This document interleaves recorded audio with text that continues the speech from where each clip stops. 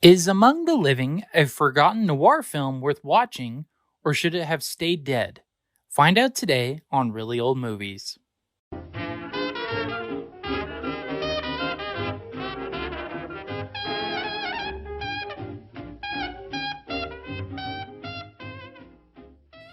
Welcome to Really Old Movies. I'm your host, Harrison Scullin, and today I'll be discussing the film Among the Living from 1941 as part of my Arthur Lyons Film Noir Festival specialty episodes. For the next few weeks, I'll be reviewing each of the 4 films I watched at that film festival, and this is the first. So, some essential movie details. Not much is really known about the production of this film. It only runs about 67 minutes long and is very, very low budget. It's really a B movie to the full sense of the word. What you do find is that this was just a movie kind of made at the last second. It's one of the many hundreds of movies that were being made by Paramount during this time. They churned out hundreds of movies a year. This is just one of the many. So the basic plot, John Radin and his family attend the funeral of his father. John's father is buried next to his twin brother Paul, who is thought to have died when they were 10. As it turns out, Dr. Saunders lied on the death certificate and has been keeping Paul hidden inside an insane asylum for all these years. Paul gets agitated with Pompey, his caretaker, and chokes him to death, then escapes the house. Paul doesn't understand the real world and acts in an almost childlike manner, but he has gone completely insane, and any noise that bothers him, he will strangle the person until they are dead. He becomes obsessed with finding his twin brother John so that they could be reunited, and so he goes to the factory that the family owns. Paul gets a girlfriend, and they go on continuous dates with each other. Paul wanders into a bar one night and he flirts with another woman who he ends up strangling because she started screaming at him, which reminded him of when his mother screamed to death many, many years ago. Paul tries to hide with his girlfriend, but eventually the town figures out there's a serial killer on the loose. John is giving out a reward to anyone who could bring him the murderer, dead or alive, after learning that his twin brother is the murderer, as told to him by Dr. Saunders. Paul is convinced to go to the abandoned asylum with his girlfriend Millie so she can get the ransom money. She finds out Paul is the murderer and he's shot by Millie's other romantic interest. But Paul succeeds in running away from the situation. John rushes to the asylum, but he's mistaken for Paul as they're identical twins. And the whole town brings him to a kangaroo court within the asylum. They don't believe him that he's innocent until Dr. Saunders reveals the truth, thus getting rid of his reputation. John escapes before anything can be done, and the townsmen chase him into the cemetery where they find the dead body of Paul. The truth is made known, and John is a free man.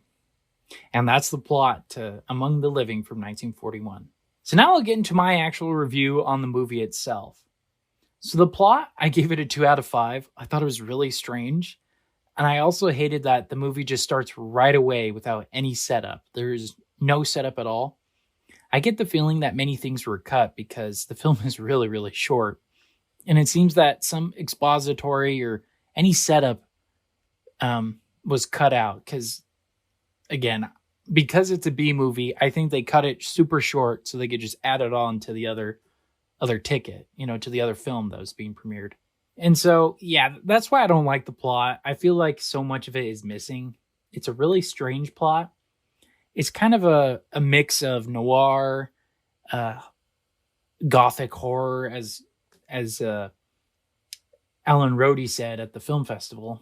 He says it's more of like a gothic horror, and that Alan Decker, who plays both John and Paul, is just a really eccentric person, really eccentric character. And so, yeah, it's a really strange movie. In regards to the acting, I gave it a 1 out of 5. I thought Albert, he's super campy as an actor, especially when he's playing as Paul. It's just laughably bad. It's like as bad as Tommy Wiseau in The Room. Like, it's on that level. It's enjoyable, but it's just bad. We're supposed to be scared of him, but It's just so over the top and so crazy that all you could do is just laugh at him. Especially in the moments where he's like, stop screaming, stop yelling. He's like covering his ears. It's hilarious. And in the theater with me, people were laughing at those moments. You're not supposed to laugh. He's supposed to be scary. It was hilarious. The best actor in the movie, I thought, was Susan Hayward, who played Millie. She was hilarious. No nonsense. Really, kind of slapped Paul around. It was pretty hilarious, and I thought their relationship was probably the funniest part of the whole movie. And she made it enjoyable, but she's not in it very much, considering the movie's only 67 minutes long. A lot of it has to do with Paul. And so you really think, who's the main character in this movie? Because John, who's the good guy, right? He's barely in it. Is it Paul? Is Paul the main character? Like, there's no real way of knowing who the main character is. It just jumps around so much. And again, I think that's due to the fact so much of the movie was cut. I speculate. I don't really know for sure. So, but yeah, overall acting 1 out of 5. In regards to directing, so Stuart Heisler, he's the director of this film. He's known for many B movies in general. This is the first film I've ever seen him direct. So, as far as I can tell, he's pretty competent, pretty good director. He gets the job done. But the film is just so wacky, you just can't help but wonder, what was he thinking? With so many of the choices made. Why was Paul so bizarre and strange? Why did the film start and end abruptly? How has Paul never escaped before? He's a pretty big dude. I imagine he would have gone out before. It was just really weird why they're even hiding Paul in the first place. They don't really explain why. It's pretty bizarre. So, give it a 2 out of 5. He got the scene set up. He got, he did the job. That's why I gave him a 2 out of 5. Because it wasn't terrible directing, I guess. He did what he could with what he was given. I'm not sure if he was the writer or not, but in regards to cinematography and special effects, I also gave it 2 out of 5.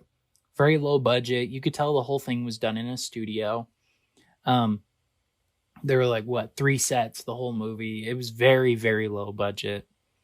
And nothing spectacular. And then in regards to music, I gave it 1 out of 5. There's hardly any music at all. It's pretty quiet of a movie in regards to that. And it's music that they have, I'm sure, is just stock music. Just stock movie score music. Like I said, it's very low budget. So I imagine it's nothing new or creative. All right. So overall, that brings my Letterboxd score to a 1.6 out of 5, which I'm rounding to a 2 out of 5, but it's barely a 2 out of 5. This was a 1.5. I would have left it as a 1.5. Would I recommend it? Oddly enough, as much as I thought the movie was strange and bizarre, it's like watching The Room or Batman and Robin. It's so bad that you just have to see it. It's just bizarre. It's not amazing at all, but it's hilarious how serious they tried to take it and just how dumb it really was. I'm having a hard time keeping my composure. It was just so ridiculous and so strange. So I don't recommend it for, artistic reasons or anything like that. If you want a good laugh and have an hour or so to kill, this'll fulfill your need. This is a good 67 minutes. I don't know if I'll ever buy this movie, to be honest.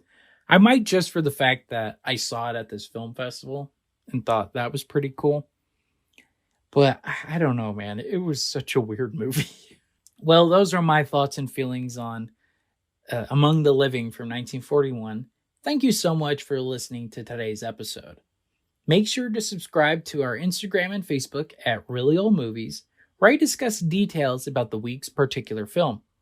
New podcast episodes are released Saturdays at 8 p.m. Pacific Standard Time on Apple Podcasts, Spotify, and Amazon Music.